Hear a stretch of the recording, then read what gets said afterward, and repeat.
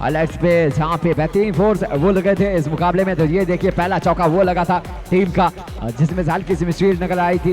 वहाँ पे गेंद गई थी थर्ड मैन के क्षेत्र में, कोई फील्डर था नहीं वहाँ पे, और वो गेंद गई थी बाउंड्री लाइन के बाहर। तो ये पहला चौका वो लगा था और इस चौके के साथ ये शुरुआत हुई थी। उसके बाद एक और बाउंड्री वो देखने को मिली और वो गेंद गई थी, वो भी थर्ड मैन के क्षेत्र में। पीछे फील्डर भाग रहे थे लेकिन गेंद को वो रोक नहीं पाया और गेंद गई सीमा रेखा के बाहर 4 रनों के लिए। तो ये बेहतरीन वो बाउंड्री आई थी। उसके बाद तीसरा चौका, यहाँ पे हल्की सी फ्लाइटेड गेंद थी, जगह बनाया था, गेंद को उठाकर खेला था मिड विकेट के क्षेत्र में। वहां पे कोई फील्डर था नहीं और गेंद गई थी बाउंड्री लाइन के बाहर। पीछे फील्डर भाग रहे थे लेकिन गेंद तक नहीं पहुंच पाए थे।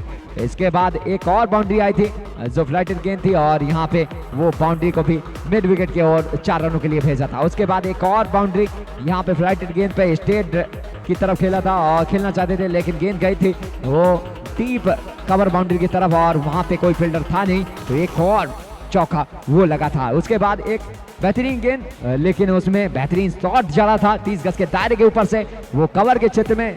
जी हाँ, कवर के फील्डर था नहीं तो वहां पे गेंद जाती हुई डीप कवर बाउंड्री की तरफ 4 रनों के लिए। तो एक चौका और लगा था। उसके बाद यहाँ पे एक स्टेट की तरफ स्टेट ड्राइव खेला था और वहां पे जो मिड ऑफ का फील्डर था वो गेंद को फील्ड नहीं कर पाया, हल्की सी मिस फील्ड नजर आई और गेंद गई लॉन्ग ऑफ के क्षेत्र में 4 रनों के लिए। तो एक और फ्लाइटेड गेंद अभिरल की गेंद थी, उस गेंद को उन्होंने बाउंड्री लाइन के बाहर वो लॉन्ग ऑफ के क्षेत्र में वहां पे चौका वो जड़कर वो रन अर्जित किए थे। तो ये बेहतरीन फोर्स थे जो बेहतरीन इस पूरे इनिंग्स में वो लगे थे। तो हम नजर डालते हैं विकेट्स पर, टॉप विकेट्स पर नजर डालते हैं। जो बेहतरीन 3 विकेट वो गिरे थे और उन 3 विकेटों पर जरा नजर डालते हैं।